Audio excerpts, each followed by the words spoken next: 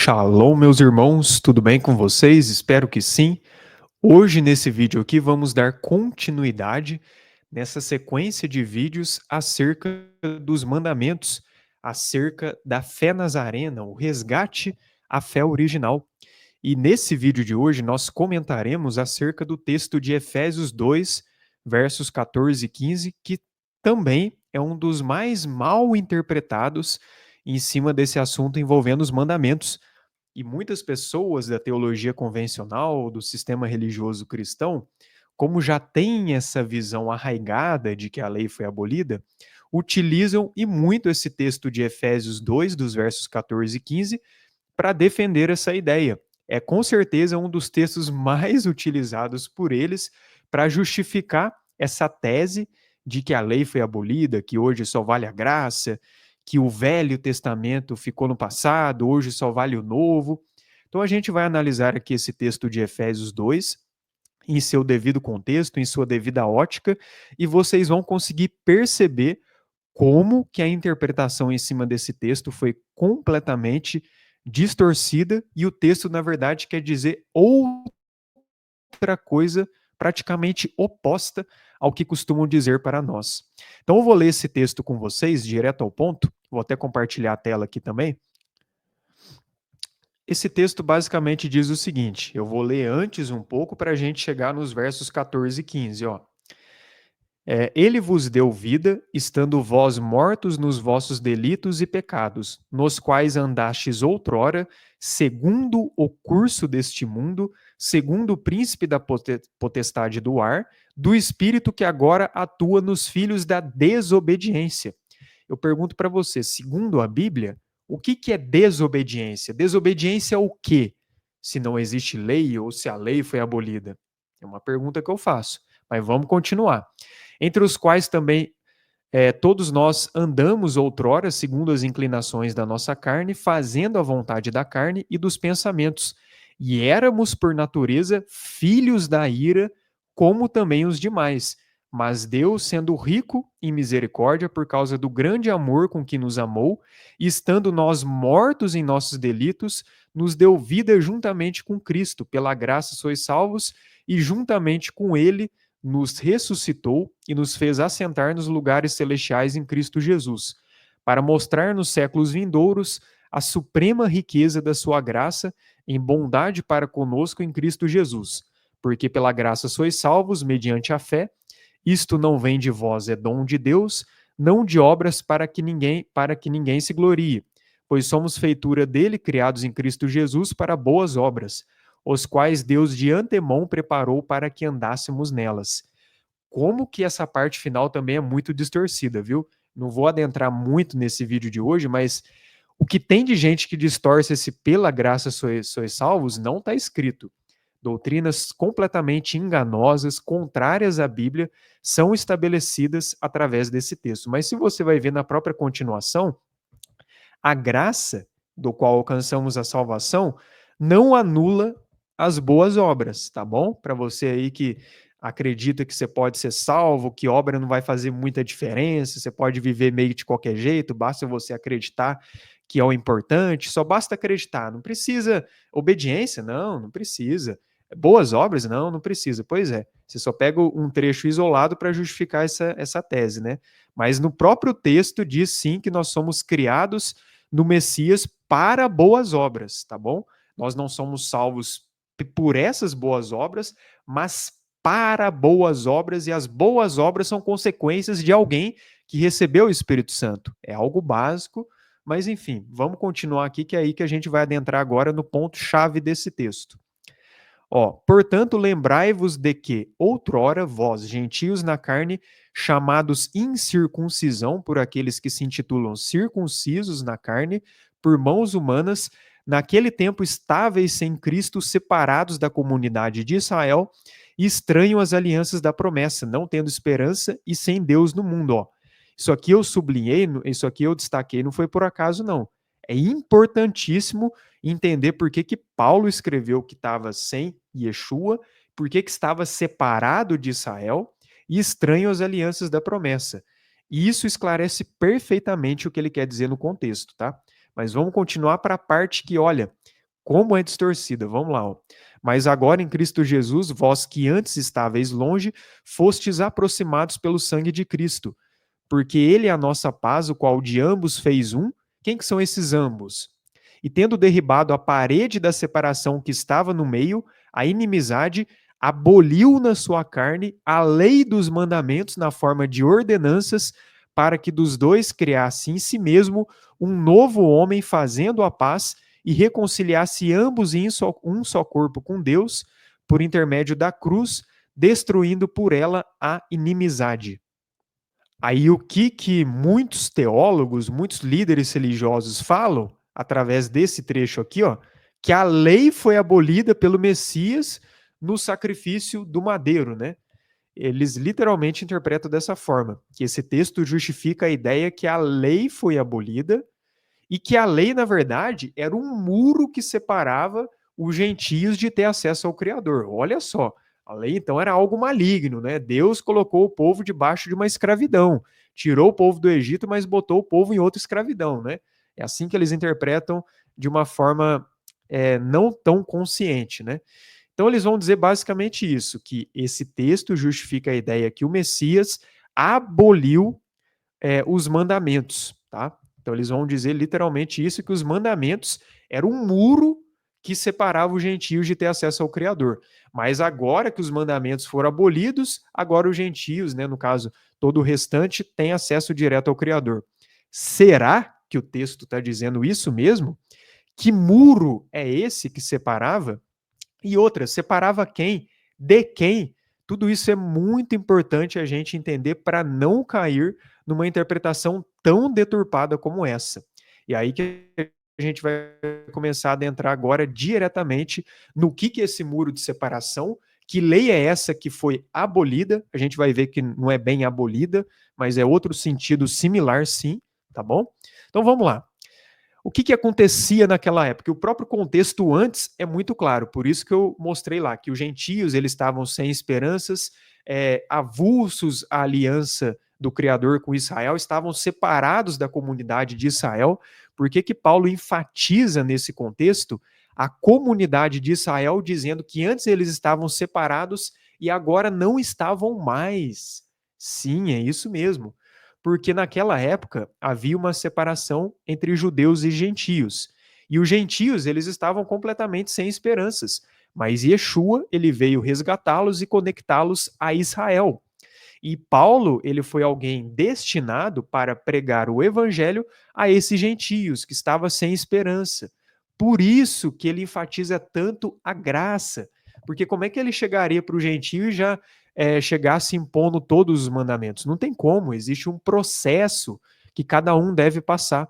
Por isso que ele enfatizava muito a questão da graça. Pela graça sois salvos, o Criador teve misericórdia de vocês. Não é só judeu que é povo escolhido, não. Vocês também são. Vocês também fazem parte da aliança. Vocês também podem ser enxertados em Israel. É isso que ele quer dizer. Tanto que em Romanos 11, depois eu vou ler com vocês, deixa claro, né, que os gentios eles são enxertados em Israel e eles não podem se vangloriar contra os ramos naturais, tá bom? Mas enfim, então o contexto basicamente está dizendo isso. Havia um muro de separação entre judeus e gentios. Os gentios estavam distantes do Criador. Os judeus, grande parte naquela época, também estavam, mas querendo ou não, eles tinham acesso à aliança, eles tinham acesso, né, a como observar os mandamentos, a promessa e tudo mais. Os gentios eles já não entendiam. E detalhe, gentios na Bíblia é primeiro, tá? Não que só seja isso, mas é primeiro uma referência às 10 tribos que foram dispersas, as 10 tribos do Reino do Norte, que após a divisão do Reino de Israel, foram espalhadas, e a conquista do Reino Assírio também, né? Foram espalhadas por outras nações, como os próprios samaritanos eram essas 10 tribos perdidas, certo? É sim, claro, também referência a outros povos, só que no fim tudo converge em Israel. Gentios são israelitas legítimos, porém distantes da raiz, da sua verdadeira identidade. Em resumo, é isso. Só que explicando sobre esse muro, como algumas pessoas pensam, não era apenas algo espiritual. Os gentios estavam separados espiritualmente dos judeus. Não, era literal também naquela época, tá? Havia literalmente um muro naquela época no templo, no pátio do templo, que separava os gentios dos judeus. E o nome dessa barreira, ou desse muro, era Soreg, que era uma barreira que proibia a entrada de gentios no templo. Então tinham placas nesse Soreg escrito que era proibido um gentio entrar na área do templo sagrado. Eu vou compartilhar com vocês aqui algumas informações, aí vocês vão começar a entender o que Paulo realmente quis dizer nesse contexto, tá? Contexto histórico e cultural da época.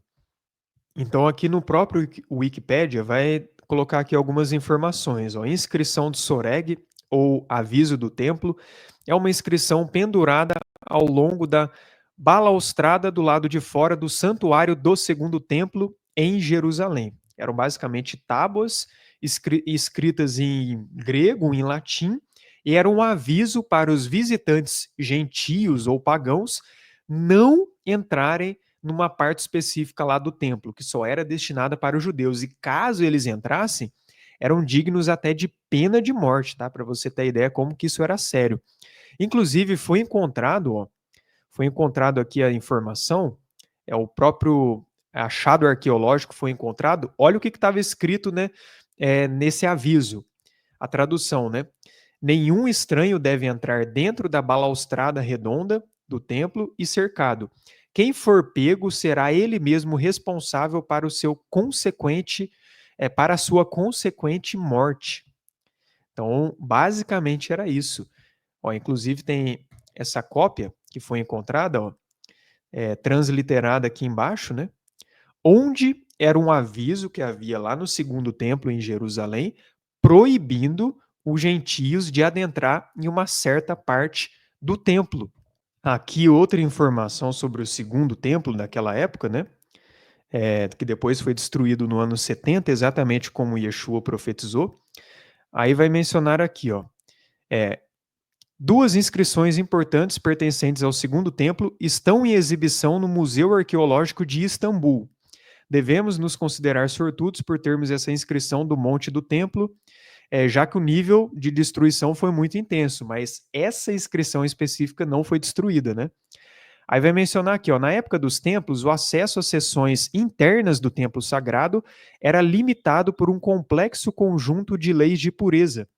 Não-judeus eram proibidos de entrar no pátio interno do templo. A inscrição em pedra delineava a proibição de não-judeus além da ferida que separava o pátio maior dos gentios dos pátios domésticos. Placas de advertência eram feitas em grego e latim, as línguas mais comuns no Império Romano. Então, basicamente, havia essas placas, havia esses avisos, havia esse muro que, a partir de um certo momento, o gentio não poderia adentrar no templo sagrado, somente os judeus. Aí até nesse site vai conectar com essa passagem que Paulo cita, tá? Aí mais uma vez essa referência, né? Traduzida, nenhum estranho poderá entrar pela balaustrada que circunda o templo e seu recinto. Quem for pego será responsável pela morte que sofrer. Então era digno de pena de morte, tá? Aí eu pergunto para você, essa lei, esse mandamento, vamos dizer assim, esse decreto onde o gentio era proibido de entrar no pátio interno do templo, foi o Criador que estabeleceu? É uma pergunta que eu faço para você. Se sim, me diz aonde está nas Escrituras essa referência que o Criador que estabeleceu esse muro de separação entre judeus e gentios. Já que a lei foi abolida e essa lei se refere à Torá do Criador, me diz aí aonde na Torá, aonde nas Escrituras está escrito que o Criador separou judeus e gentios através de um muro. Pode procurar aí na Bíblia. E aqui uma imagem para explicar de uma forma bem didática, ó. Tá vendo todo esse espaço aqui, ó? O pátio externo, aqui os gentios podiam ficar, correto? Agora, a partir daqui, ó, tá vendo que aqui tem uma barreira? A partir daqui, não. A partir daqui, os gentios eram proibidos de adentrar, certo? Aqui, ó, só judeu podia entrar, nessa parte cercada aqui. E os gentios, eles só podiam ficar nessa parte externa do templo. E havia esse muro chamado de Soreg, onde havia escritos em grego e latim proibindo os gentios de adentrarem nessas partes do templo sagrado, correto?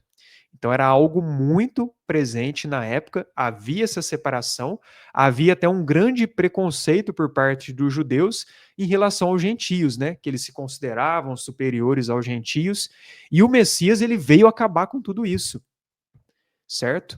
Então aí você já consegue perceber de uma forma mais profunda o que o contexto quer dizer, só que agora, para deixar ainda mais claro, a gente vai adentrar nas palavras originais.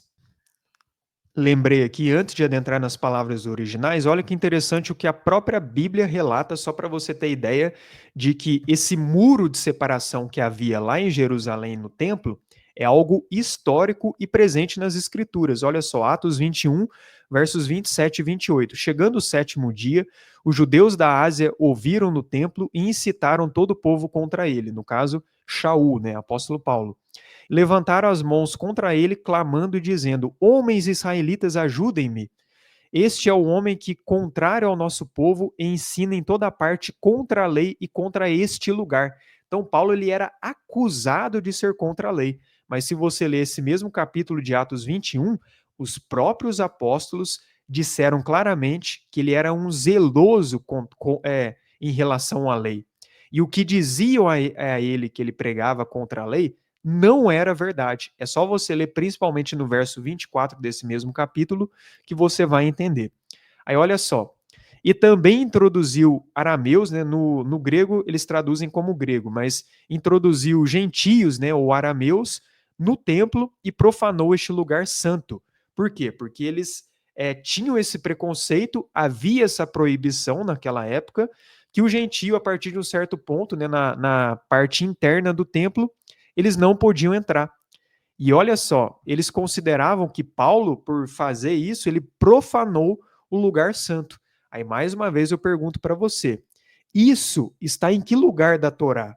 O gentio era proibido de adentrar no templo e que o Criador, quem estabeleceu esse muro de separação entre os judeus e gentios. Então, Paulo, ele realmente ele não obedeceu esse decreto, mas era um decreto que o Criador estabeleceu, e eu digo para você, não, não era, e eu vou provar aqui nos textos originais. Flávio Josefo, também no livro Guerra dos Judeus, menciona esse muro de separação. Na verdade, ele vai mencionar em 2 livros, tá? Eu vou compartilhar com vocês mais uma vez, só para vocês terem ideia que isso é algo histórico. Ó. Os gentios eles eram proibidos de adentrar no pátio interno do templo. Aqui mais uma vez, ó, no livro Guerra dos Judeus, livro 5, capítulo 5, verso 2, olha o que Flávio Josefo vai mencionar, só mostrando que era algo histórico na época, que era proibido, ó, ao passar por estes primeiros claustros, chegando ao segundo pátio do templo, havia uma divisória de pedra em toda a volta, cuja altura era de 3 côvados, sua construção era muito elegante, sobre ela erguiam-se colunas a distâncias iguais uma das outras, declarando a lei da pureza, algumas em letras gregas e outras em letras romanas, que nenhum estrangeiro deveria entrar naquele santuário. Aí no livro Antiguidades, né, ele também vai mencionar, mais uma vez, né, este era cercado por um muro de pedra como divisória com uma inscrição que proibia a entrada de qualquer estrangeiro sob pena de morte. Então, tudo que eu coloquei aqui não é uma opinião minha, é fatos históricos. Havia esse muro de separação.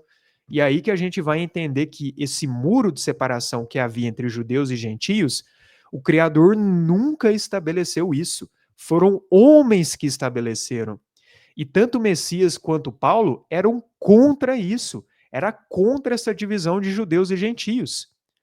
Olha só, qual que é o problema do grego, né? Eu já tenho material no meu canal explicando, né, que a Nova Aliança não foi escrita em grego, e o grego tem alguns problemas nesse quesito de lei.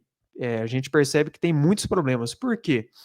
O grego não diferencia a lei do Criador, que é a Torá, das demais leis humanas. E no grego, a palavra nomos é usada para qualquer tipo de lei. Por isso que há tanta confusão, principalmente nos escritos de Paulo. Porque a palavra nomos é usada para a lei do Criador, para leis civis que haviam na época, para leis cerimoniais, para a lei do pecado, tudo ali é usado nomos. Por isso que há tanta confusão a partir dos manuscritos gregos. Enquanto que no hebraico e no aramaico, a palavra para a lei do Criador, Torá, é específica. Lei de civil, lei de outras coisas, são outras palavras, tá? Mas no grego não. No grego, nomos é para qualquer tipo de lei. Por isso que há tanta confusão, como se Paulo estivesse, em tese, combatendo a lei do Criador. Porque no grego não há essa diferenciação tão específica da lei do Criador, das leis de homens, né, da tradição oral. Então, esse é um ponto importante para a gente analisar. Mas, mesmo assim, nesse texto, isso não é um empecilho para a gente entender o que o contexto quer dizer. Vamos lá. A palavra traduzida como ordenanças, né? Vou voltar aqui para vocês verem aonde está isso. Ó, a lei dos mandamentos na forma de ordenanças, correto? Aí vamos ver o que significa essa ordenanças no grego. Ó. A palavra é dogmasim, que é o plural de dogma. E dogma no grego significa decreto, ordenança, lei civil ou cerimonial, decreto público. E é usada nesses textos aqui, ó. Por exemplo, Lucas 2:1. Naqueles dias foi publicado um decreto de César Augusto convocando toda a população do império para recensear-se. Decreto de homens, percebe? Em nenhum momento está escrito aqui que é a lei do Criador. Mesmo no grego a gente tendo esse problema com a palavra nomos. Aqui, mais uma vez que essa palavra é utilizada, ó, eu não vou ler o texto inteiro, mas ó, todos esses procedem contra os decretos de César, afirmando ser Jesus outro rei. Então a palavra dogma, do grego, é usada para decretos humanos, para leis civis, decretos públicos. Não é usada para a lei do Criador. Percebe que o que está sendo combatido era uma lei estabelecida na época que separava judeus e gentios, uma lei que o Criador nunca estabeleceu, não dessa maneira, porque é óbvio que para entrar no Santo dos Santos havia sim uma restrição, a gente sabe disso. Só que naquela época tudo foi corrompido, o sacerdócio se corrompeu, eles já haviam se desviado e havia esse fardo completamente pesado, tanto em relação aos judeus como principalmente em relação aos gentios tendo inúmeros dogmas, inúmeras leis que o Criador nunca estabeleceu, que ele era totalmente contrário a isso, e que o próprio Messias teve que ir naquela época para combater tudo isso e ensinar a lei dele, do Criador, de forma genuína. Agora, no aramaico, fica mais claro a separação, porque a palavra para mandamento no contexto é essa aqui, ó, dipukade, que é mandamento, preceito ou ordenança. E a palavra para ordenança, né, a mesma lá do grego que é dogma, é essa aqui que é até meio complicado de falar. Dipukidanauri, alguma coisa assim, que seria edito, decreto, preceito, comando ou punição. Mais uma vez, não é a lei do Criador, porque Torá no aramaico é namussá, certo? Aí, quando a gente vai ver uma tradução mais precisa do aramaico, ou até mesmo do grego, quando a gente entende que aquela ordenança é isso aqui, ó, decreto, ordenança, lei civil, decreto público, olha como que já muda o que o contexto quer dizer. Porque ele é a nossa paz, o qual de ambos fez um, e tendo derribado a parede da separação que estava no meio, a inimizade através de sua carne, a lei das prescrições com suas exigências, ele removeu para que dos dois pudesse criar em si mesmo um novo homem e fazer a paz. E só para contextualizar mais ainda essa separação de judeus e gentios naquela época, quando o Messias conversou com a mulher samaritana, os próprios apóstolos acharam muito estranho. E a própria mulher samaritana disse isso aqui, ó. Como sendo tu judeu, pedes de beber a mim, que sou mulher samaritana? Aí aqui entre parênteses explica o contexto, né? Eles eram completamente separados naquela época. Era uma separação tanto literal quanto também no aspecto espiritual, né? Que eles não se uniam com gentios de jeito nenhum. E o próprio Pedro, mesmo depois de convertido, ele ainda tinha isso um pouco arraigado.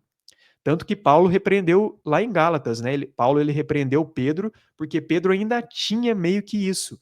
E o próprio Criador deu uma visão para ele, mostrando que os gentios também eram povo do Criador, que é o contexto de Atos 10, outro texto muito mal interpretado, mas que não está dizendo que você pode sair por aí comendo qualquer tipo de coisa. O contexto é muito claro ao falar que o Criador não considerava os gentios como imundos, que ele os havia purificado, como também purificou os judeus. Tanto é que Pedro vai falar isso aqui, ó: vós bem sabeis que é proibido a um judeu ajuntar-se ou mesmo aproximar-se a alguém de outra raça. Mas Deus me demonstrou que a nenhum homem eu deva considerar comum ou imundo. Então, basicamente, o que o contexto quer dizer é que havia esse muro de separação, havia todo esse legalismo separando judeus e gentios, colocando o judeu como povo exclusivo, colocando gentios como uma raça imunda, como porcos.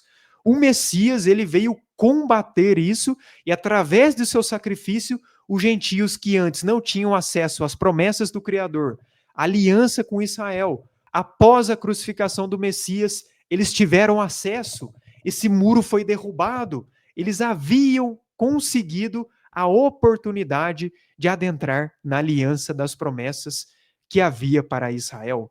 É isso que o contexto quer dizer. Por mais que até continuou sim o muro até a queda do templo em Jerusalém, os gentios já não tinham mais essa limitação que antes tinham. Agora eles poderiam ter acesso ao Criador. Agora eles não tinham mais essa restrição que antes tinham, que o próprio sistema romano, junto a judeus sacerdotes apóstatas, estabeleceram um fardo pesado que o Criador nunca ordenou.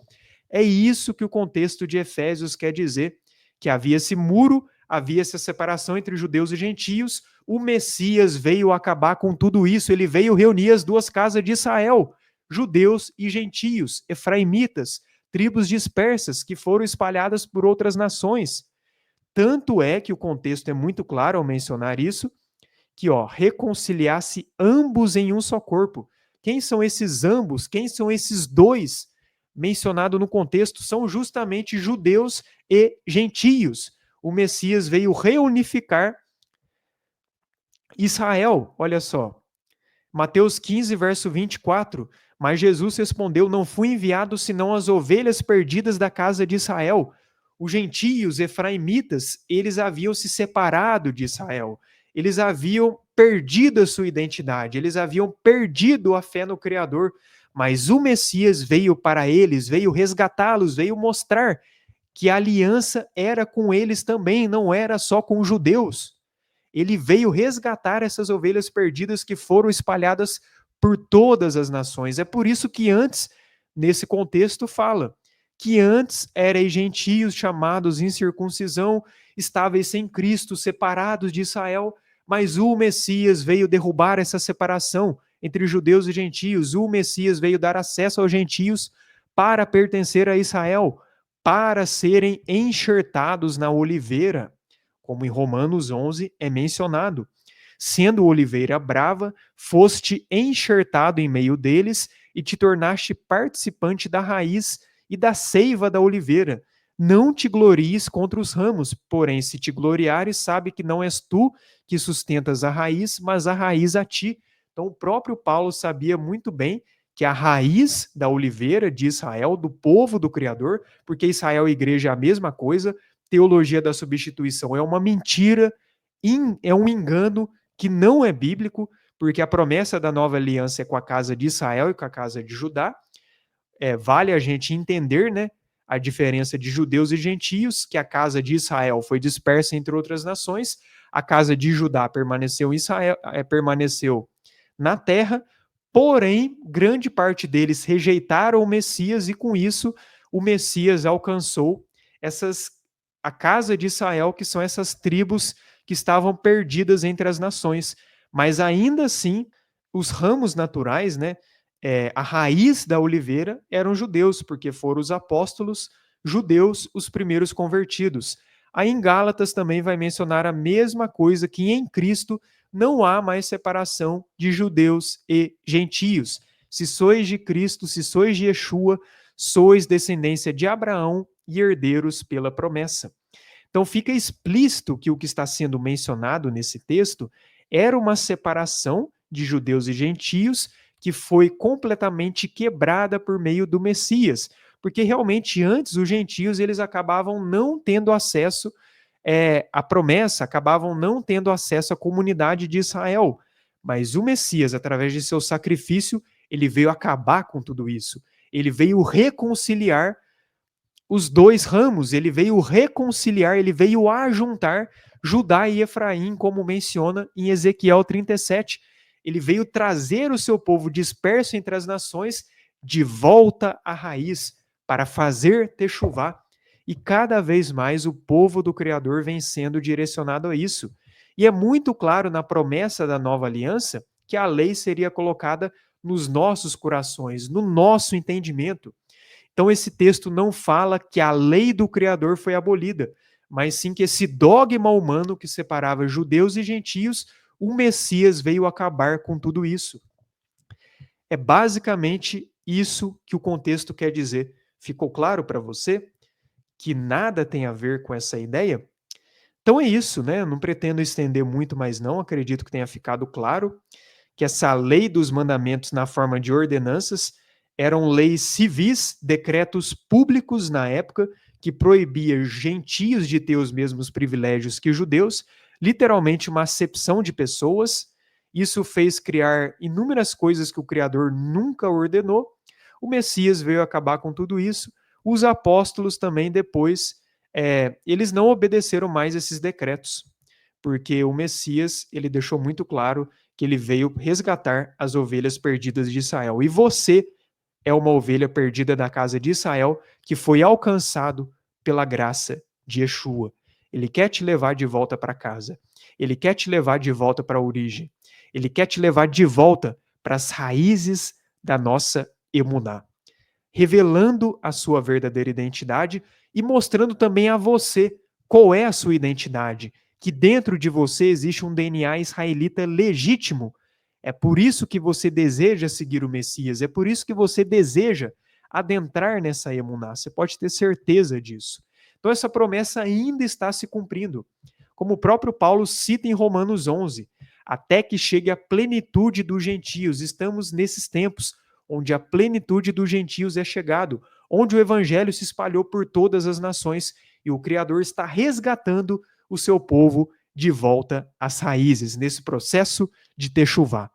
Então é isso, meus irmãos. Espero que esse estudo tenha agregado na sua vida. Trarei outros vídeos também, esclarecendo outros textos que com certeza geram dúvidas, como Colossenses 2, como outros textos de Romanos, como o livro de Gálatas, que é sem dúvidas o que mais gera dúvida, alguns textos de Hebreus, Atos 15, Atos 10, tem um texto de Lucas também.